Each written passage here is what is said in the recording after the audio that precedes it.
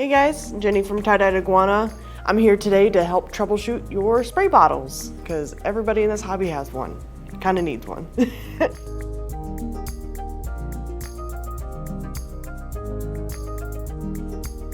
So first I'll kind of start with the products that we have. We do have like your simple spray bottles here. Obviously you open it, put water in it, preferably RO or distilled, and then you go ahead and spray.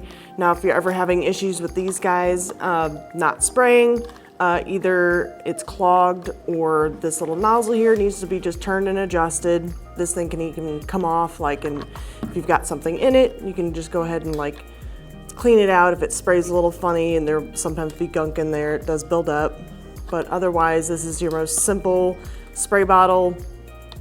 They usually last quite some time.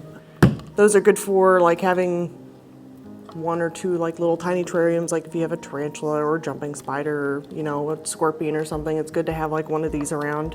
But if you have a little bit more animals or at least one big tank, this spray bottle and this spray bottle will come in handy. So this guy right here, whenever I first started working at Tye-Dyed Iguana, was pretty much the standard of what I used. It's a little bit more on the complex side, as in, you know, you can still take the tip or the top of it off like this.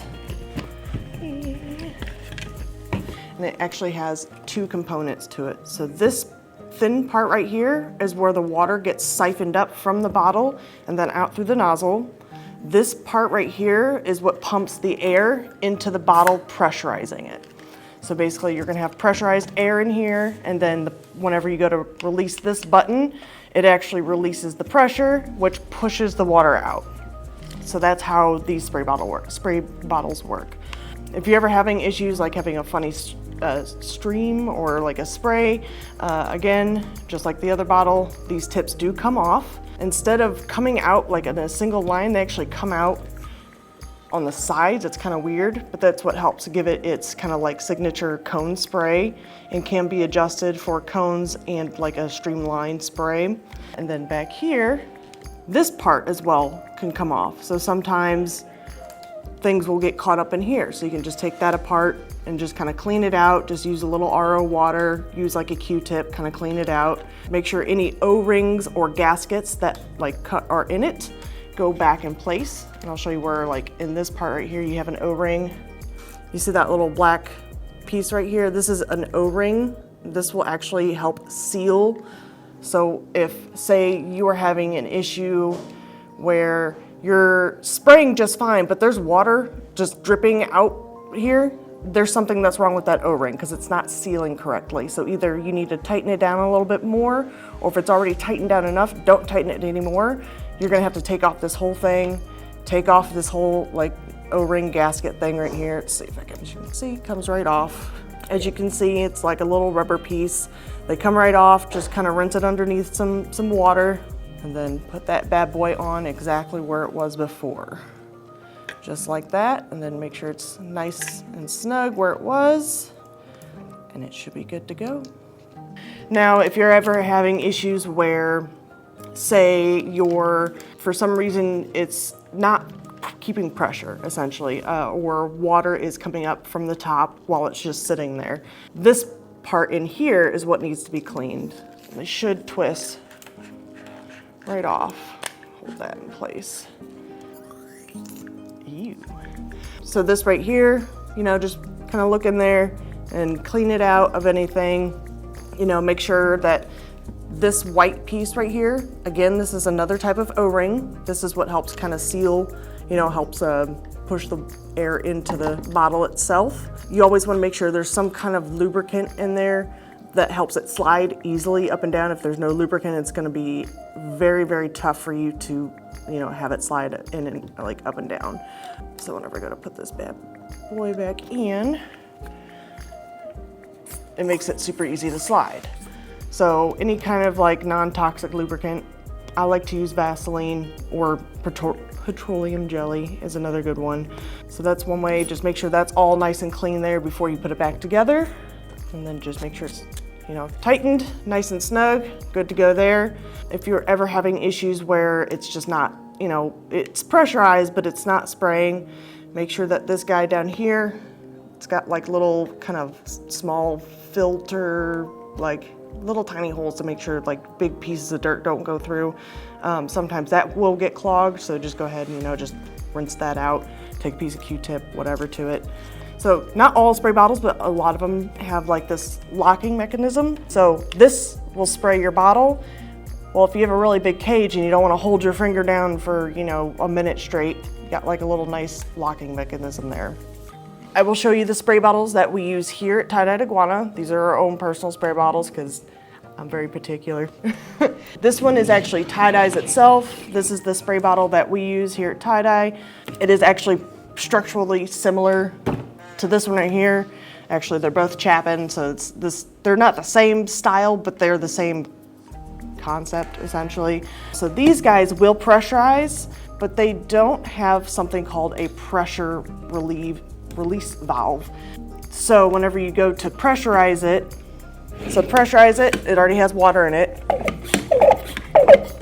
And now it's holding on to all that pressurized air in there. And then you just lock that handle in place. Now you can have like a nice little, so you don't have to lug it around like that because that's not very good for it. Another big thing, make sure you don't over pressurize it. If you over pressurize it, it will actually make the O-rings I showed you earlier go bad. So as you can see, it's pressurized, all that good stuff. Even while pressurized, I can actually take any of this part, like again, if it's leaking, just like the other one, it's got, this one doesn't have an O-ring. Oh no, it does, sorry, it's just really tiny. This one does have an O-ring. It's kind of hard to see black on black, but it's right in there. I can actually, yeah. But just like the other one, the nozzles or the holes for the water where it comes out is actually on the sides here. So I can actually show you. So it looks like this when you have the nozzle off.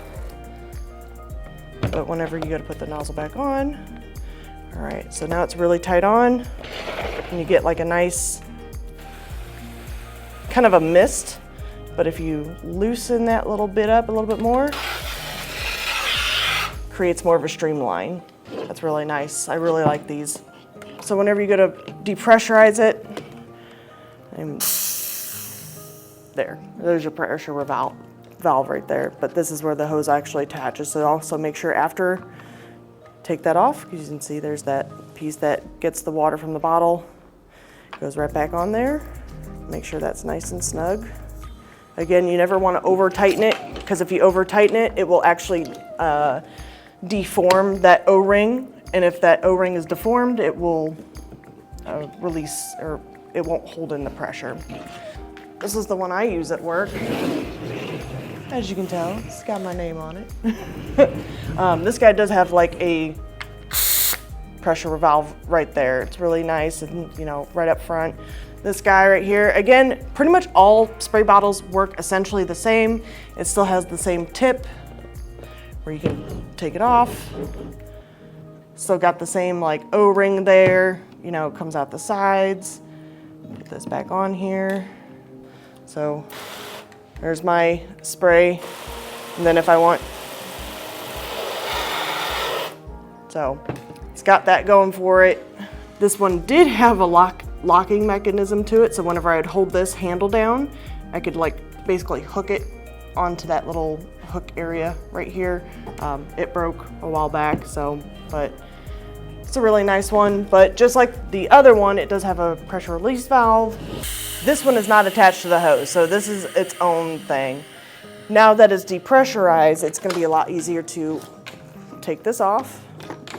And just like this guy I showed you here, it's got this whole deal where this actually just comes right off. It doesn't twist off.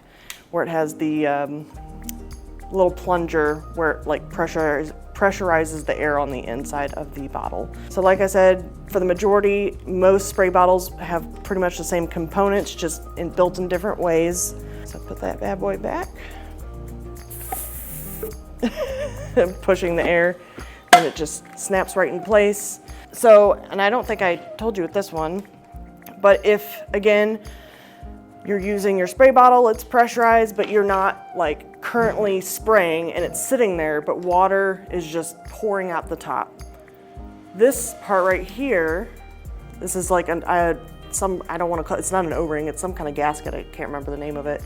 But if dirt and like bits of debris just get caught up underneath this little part right here, it should pop right out.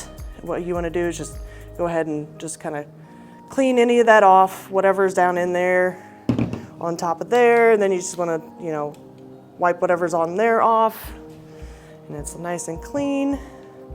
Just go ahead and pop that bad boy back in there, and it should be ready to go. And then, yeah.